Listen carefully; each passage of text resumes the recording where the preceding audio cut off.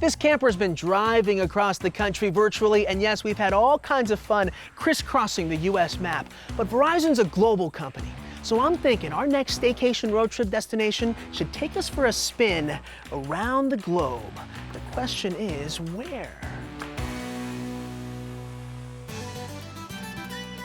Welcome to Dublin, Ireland. From literary giants like Oscar Wilde and James Joyce to the musical stylings of Bono and U2, if you still haven't found what you're looking for, you might find it here in Ireland. There's a lot to explore, a lot to learn, and of course, a few reasons to raise a glass. So, we're raising our Guinness today, and as the Dubliners say, sláinte. And we've got the perfect V-teamer to virtually show us around. You know him as the CEO of Verizon Consumer Group, but today our very own Ronan Dunn is our Dublin tour guide. Hey there, Ronan. Andy, the first thing to say is Céad Míle Fáilte, which is 100,000 welcomes in my native tongue. Great to have you virtually visiting Ireland. Glad to be learning the native tongue of Ireland. Now tell us, if we were spending a day in Dublin, where would we go? What would we do? Ireland is known as the island of saints and scholars, so I think we'd probably focus on the scholars, whether that be take a tour around Dublin in the footprint of James Joyce from the stories out of Ulysses, or go and learn about other great orators and authors from Ireland. It's thirsty work learning about culture and history in Ireland, so one of the things that you'd want to do is to visit one of the oldest breweries in the world, which is the Guinness Brewery in Dublin. And if you traveled further, Ireland also has one of the oldest distilleries in the world, and that's in Bushmills in Northern Ireland. As you know, our trips have featured small businesses all over the country, now all over the world. Is there one you enjoy in Dublin? One business that epitomizes for me the very best of Irish focus on quality service, quality food, quality ingredients, but also agility of a business model is a small restaurant called Host in Ranelagh, which is a local suburb. They stood out by the differentiated quality of cuisine, all great Irish ingredients. But then the pandemic happened. Their businesses closed down overnight. Well, they innovated straight away.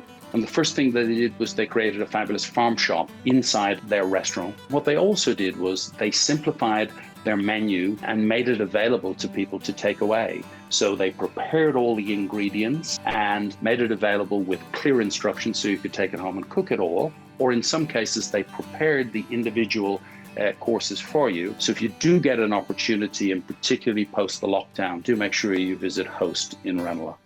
Ronan, talk to us about the importance of staying connected, especially with a global perspective in mind. Andy, one of the things that we've all learned as part of the pandemic is the importance of connections, but actually it's building the networks that the world relies on. And those networks are not just simply our 4G or our world-class 5G network. They're the networks of friends, relationships, business partnerships that are so important. And let's make sure that we're all reaching out and staying in touch and being positive in this challenging situation and making sure that those who need us most know that they can rely on us. Finally, any fun facts or things that people don't know about Ireland you'd like to share? One little insight that may or may not be known to you is the most celebrated event in America every year that comes from Ireland is not actually St. Patrick's Day.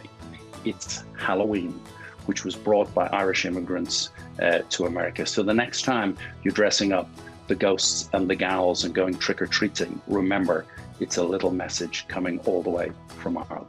You heard Ronan talk about Host Restaurant and the fresh produce they use for their farm-to-table dishes.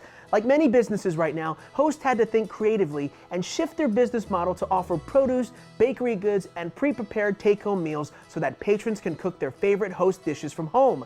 Today, we're using our Verizon Visa card to help pay for those meals and groceries for several Host customers and give back to the local community.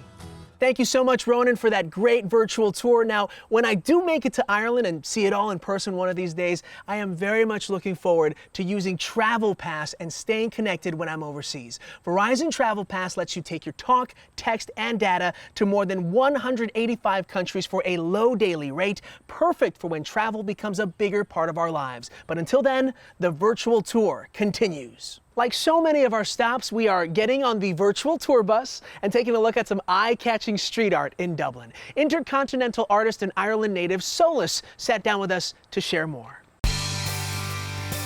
My name is Solis. I'm an artist from Dublin and I paint outdoor large-scale murals and recreate those murals onto canvas and limited edition prints.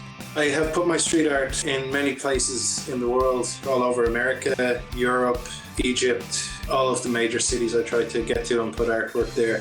With street art, it's temporary, so sometimes I put a mural up and it will be there for 6 months or it could be there for a few years. It really depends. Permission is required, particularly with the large murals, because you have to spend like 5 days there and you need scaffold. So generally getting permission from the building owner and then submitting the design to the city can be a time-consuming process. Dublin is a really beautiful city. It's a very small city, but it has everything here. It's very close to mountains or countryside. So for me, Dublin was the perfect place to be because within a very short time we could be in nature and be surrounded by beauty, and I felt like that was really helpful during this time. Definitely Dublin does inspire my work. The boxing ballerinas, they're a juxtaposition of strength and beauty, and there's an inner strength in women that I try to portray in this artwork, and often I use boxing gloves in my artwork, which is about overcoming life's obstacles, not giving up and getting up and overcoming struggles.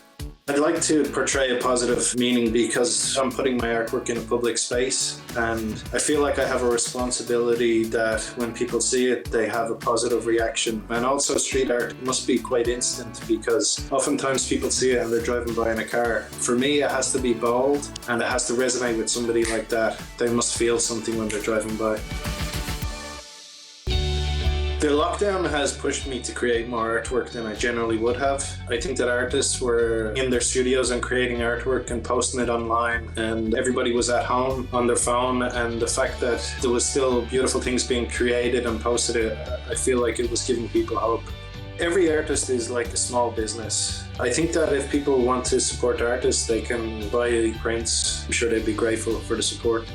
I'm hopeful that this virus is coming to an end soon. I really miss traveling and I'm looking forward to creating more murals in public spaces, and I never thought I would do it as a living. I just did it because it was something I enjoyed to do.